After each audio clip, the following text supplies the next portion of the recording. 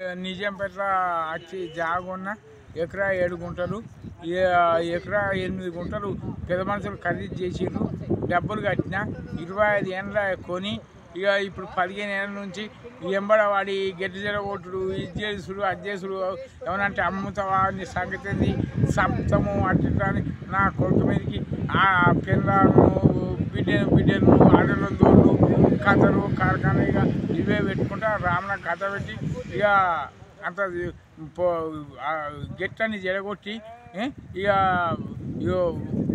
ఆడవాళ్ళు మీకురు మా కొడుకు పోయి బోర్ పని చేస్తారని కదా ఆడవాళ్ళు మీకురు కట్టి ఆయన సపరేట్గా మరి వచ్చి ఆయన గిట్ల సంగతి పాప అంటే ఇక మీ ఏం చేయాలని మీ సరికి వచ్చినాయి అంత సత్తే పక్కకు ఉన్నాడా మా వాళ్ళే కరెక్ట్కున్న సత్తే సీను కలిసి అట్లా చేసి ఇక ఏమన్నా అంటే ఆడవాళ్ళు మీది వాళ్ళు ఇక 13 ఏళ్ళ అబ్బాయిని మీది దూరాలన్న కొడుకు మీదకి ఇక పోలీస్ స్టేషన్లో పెట్టిన ఎమరావుకి ఇచ్చిన ఎవరు కేర్ చేయలేదు.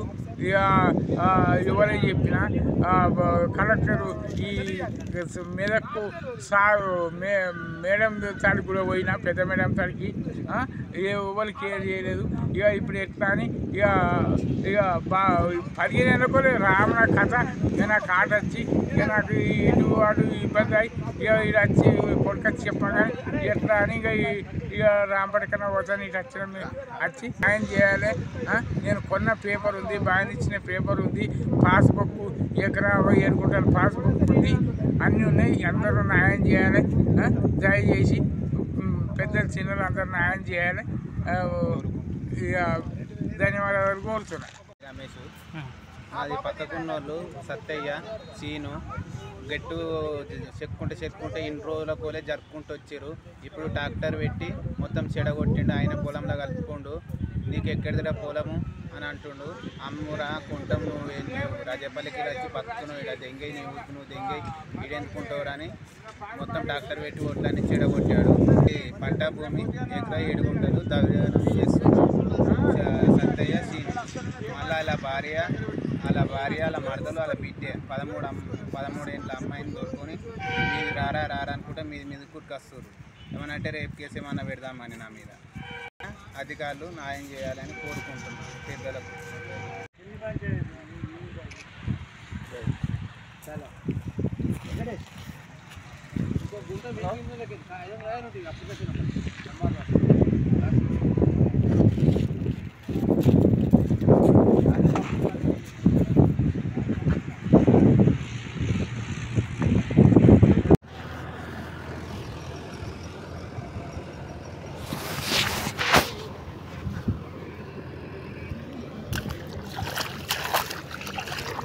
జర్రాను